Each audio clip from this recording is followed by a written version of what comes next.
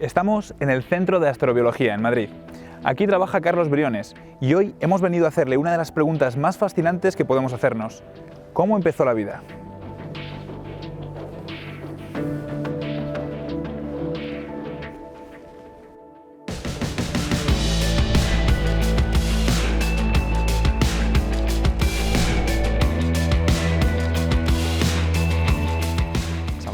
Hola Carlos. ¿Qué tal? Muy buenas. Bienvenido. Oye, gracias. Cuéntanos un poco, ¿qué es este centro? ¿Dónde estamos? ¿Qué hacéis? ¿Dónde estamos? Pues mira, estamos en el Centro de Astrobiología, que es un centro mixto del CSIC y del INTA, Consejo Superior de Investigaciones Científicas, Instituto Nacional de Técnica Aeroespacial. Y es un centro que está asociado al programa de astrobiología de la NASA. Y aquí trabajamos en grandes preguntas, que te voy a contar a ti, claro, que tú no sepas sobre grandes preguntas. Hombre, mucho, porque para eso vengo, para hacerte preguntas. Eso estamos aprendiendo, ¿verdad? A la vez. El origen de la vida, la evolución de la vida, la posible existencia de vida fuera de la Tierra, todo eso nos lo planteamos aquí. Y como te puedes imaginar, estas cuestiones son tan complicadas que necesitamos colaborar entre físicos, químicos, ingenieros, matemáticos, biólogos. Y bueno, pues es un centro muy interdisciplinar. Eso es lo que nos da una cierta particularidad, ¿no? Luego recorreremos el centro y nos vamos a ir cruzando con físicos y con tecnólogos de todas las disciplinas. Pues yo creo que lo mejor para empezar va a ser hablar precisamente sobre ese origen de la vida, ¿no? Pues sí. La cuestión es ¿por dónde empezamos? ¿Dónde empezamos, no? Yo creo que podemos empezar hablando en la biblioteca, porque verás como al principio este tema tenía más que ver con los libros que con los experimentos. Vale, pues ¿Vamos para allá? Sí. Venga, acompáñame.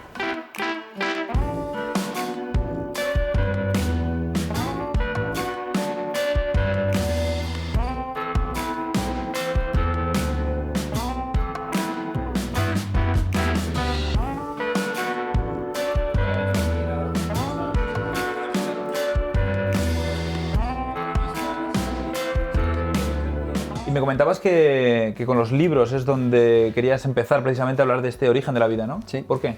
Sí, porque quizá la primera reflexión que se hizo de forma racional sobre el origen de la vida se la debemos a un filósofo, Aristóteles. Pues Aristóteles es el primero que hizo una reflexión sobre cómo pudo empezar la vida y él tenía la idea de la generación espontánea, que surgió de la nada, de la no vida surgió la vida, ¿no? Está muy bien en el sentido de decir, bueno, claro, ¿cómo se originó la vida? Pues mi explicación es que porque sí, ¿no? Porque sí, más o menos, ¿verdad? De la no vida surge la vida. Pero bueno, durante muchos siglos hubo posturas a favor y en contra de la generación espontánea y finalmente, pues bueno, fue Pasteur, el gran Pasteur, que con una serie de experimentos refutó la idea de la generación espontánea. Sí, porque Pasteur hizo algún experimento en el que comprobó básicamente que si quitaba todos los elementos, o sea, si depuraba, ¿no? Y cerraba, esterilizaba bien, completamente, claro, las condiciones iniciales, no aparecía vida. Pero bueno, contemporáneo a Pasteur tenemos al gran Charles Darwin. Charles Darwin, que hizo su viaje maravilloso a través del mundo, ¿no? en el Beagle durante más de 4 años. Luego empezó a escribir y empezó a sentar las bases de la evolución. Empezó y ya no paró, ¿no? Y no paró hasta el último día de su vida realmente, sentó las bases de la evolución por selección natural, ¿no? Que era un tema en el que también Wallace estaba trabajando y bueno, pues esto dio origen a su maravilloso libro El origen de las especies, ¿no? Publicado en 1859, ¿no? La primera edición se agotó el día que salió el libro, una maravilla. Un éxito de ventas desde el primer día. Vamos, un bestseller, ¿no? del siglo XIX. Es un libro maravilloso que yo recomiendo leer a todos, ¿no? Pues lo más interesante para mí de ese libro está en el último párrafo. El último párrafo es una descripción maravillosa sobre las formas de vida, sobre cómo han ido diversificándose en este planeta mientras giraba alrededor del Sol. Y hay un momento en el que dice, hay grandeza en la idea de que toda la vida que vemos a nuestro alrededor, toda la biodiversidad, pudo evolucionar a partir de una única forma de vida o de unas pocas. Y ahí lo deja. Claro, esa idea de que la vida que vemos a nuestro alrededor es el resultado de la evolución a través del tiempo de una única, estaba poniéndote el ancestro común de toda la vida. Estaba hablándote de lo que hoy denominamos LUCA, Last Universal Common Ancestor. Me imagino que en ese momento además sería muy radical en el sentido de que ya la evolución fue radical y la mera idea de especies que se convertían en diferentes especies y que se dividían costó, ¿no? de entender a algunas personas. Claro. Y se va incluso lo que dices, ¿no? a los orígenes. Si estamos pensando que se han podido dividir, bueno, si damos la marcha atrás, ¿no? Quizá rebobinamos el reloj de la vida. Mira, podemos pensar, imagínate, aquí tengo un árbol de la vida 3D, ¿no? Imagínate que el origen de la vida serían estas raíces que están aquí, ¿no? Aquí habría una cierta... Condiciones iniciales, ¿no? Condiciones iniciales, una cierta evolución inicial, y llegaríamos a Luca, a este ancestro común, ¿no? Del que nos hablaba Darwin de forma indirecta, ¿no? Al final del origen de las especies. Este Luca, ¿qué es? ¿Sabemos lo que es o es una idea? Es el resultado de la comparación entre todos los seres vivos actuales, que, digamos, 140 años después de Darwin, se pudo saber que realmente existió. Porque al compararlo, y al comparar nuestros genes, nuestros metabolismos, nuestras características bioquímicas, vemos que todo lo que tenemos en común, la hipótesis más posible, más probable, es que estuviera ya en un ancestro de toda la biodiversidad. Entonces, nos lo imaginamos como una bacteria o una comunidad de bacterias que comparten genes, que vivió hace unos 3.800 millones de años, intuimos, y a partir de la cual se separarían inicialmente dos grandes ramas, bacterias y arqueas, que luego darían lugar por combinación a eucariotas. De eso hablaremos otro día. Pero lo interesante es que Luca estaría aquí, en la parte más alta del árbol de la vida. Y lo que hoy sabemos de Luca, en el fondo, se lo debemos a esa intuición maravillosa de Darwin al final del origen de las especies. Entonces, en los libros no volvió a hablar nunca, ni siquiera de ninguna intuición de ese estilo sobre el origen de la vida. Pero aprovechaba las cartas que escribía a sus colegas, que era muy prolífico, escribía mucha correspondencia, y hoy en día la tenemos bien caracterizada, bien estudiada y bien impresa, toda la correspondencia de Darwin a sus colegas y la de vuelta, de colegas a ellos. ¿Y dio alguna clave en alguna Dio una clave cartas? en una de las cartas que es maravillosa, escrita en 1871 a Hooker, a uno de sus colegas. Ahí es donde le dice que en una pequeña charca de agua templada, fíjate esta hipótesis o esta metáfora tan bonita que seguimos usando, ¿no? Pues que en una pequeña charca de agua templada que pudiera tener todas las sales, los compuestos orgánicos, la luz, la electricidad, se está hablando de fuentes de energía, ¿verdad?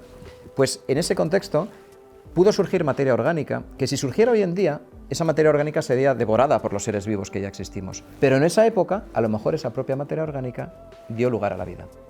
Fíjate, estaba planteando el modelo que llamamos de abajo hacia arriba, de la química a la biología. ¿Cómo pudo surgir la vida en una charca o en cualquier entorno? Entonces, el propio Darwin nos estaba hablando de cómo llegar a la primera especie comparando la biodiversidad y cómo llegar al origen de la vida a partir de la química. Maravilloso. ¿Y cuáles fueron los siguientes pasos para ahondar en para profundizar, en esta teoría? ¿verdad? Pues fíjate, hay que ya dar un salto de 70 años y en la década de 1920 surgen otros dos grandes maestros, ¿no? Alexander Ivanovich Oparin, que publica El origen de la vida, es un modelo ya muy completo, muy reflexionado, con algunas intuiciones también experimentales, pero digamos es más bien un modelo teórico sobre el origen de la vida.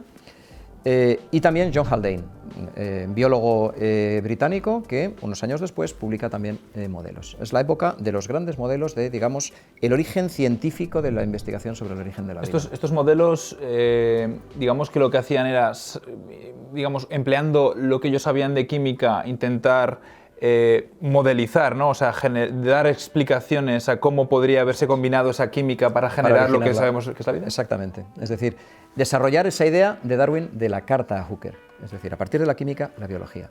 Lo que pasa es que son modelos que no iban más allá, son maravillosos, pero en el fondo todavía... es teoría, ¿no? En el fondo es teoría. Digamos, estábamos en la época de los libros, ¿no? El salto... de experimentos, ¿no? Eso es. El salto de las bibliotecas a los laboratorios se produce en la década de 1950.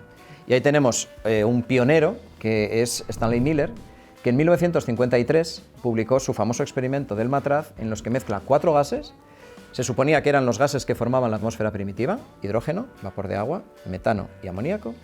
Y al hacerlos reaccionar con una chispa, unas descargas eléctricas de 60.000 voltios, al cabo de unos días generaron materia orgánica. En esa materia orgánica había muchos de los aminoácidos que forman nuestras proteínas. Oye, y perdona un segundo, ¿eh? Y en este caso, él no estaría cometiendo algún error como esos contemporáneos de Pasteur, ¿no? No, lo esterilizó todo muy bien. Vale. Ya se procuró... O sea, que estamos hablando de que efectivamente estaba completamente esterilizado y sin embargo consiguió a partir de materia química orgánica. muy básica consiguió química orgánica. Y no una química orgánica cualquiera, aminoácidos. Los ladrillos de las proteínas. Es decir, la química per se puede originar los monómeros, decimos hoy en día, de la vida. 6 años después tenemos a un español, Joan Oró, trabajando en Houston, que hace unos experimentos distintos desde el punto de vista metodológico y logra generar nucleobases, es decir, una de las partes de los ácidos nucleicos. Por lo tanto, tenemos un origen químico para los ladrillos de las proteínas y un origen químico para parte de los ladrillos del ADN y el ARN. Esos son los años 50 maravillosos. Y a partir de ahí, pues como te puedes imaginar, explota la experimentación, llega la época de la biología molecular, también en el 53 se había determinado la doble hélice del ADN, ¿no? Gracias a un trabajo de muchísimas personas, aunque luego solo se llevaron a fama 2, pero muchas personas, entre ellas Rosalind Franklin, lógicamente, la gran cristalógrafa británica. Pues tenemos la doble hélice del ADN, el origen de la biología molecular, y se sigue experimentando sobre el origen de la vida. Todo lo que hacemos hoy en día en nuestros laboratorios es en cierta medida heredera de esa época de la química prebiótica que inauguraron Miller y Oro, y que bueno, se ha ido haciendo más compleja, han ido entrando avances de la biología molecular, de lo que hoy llamamos química prebiótica de sistemas.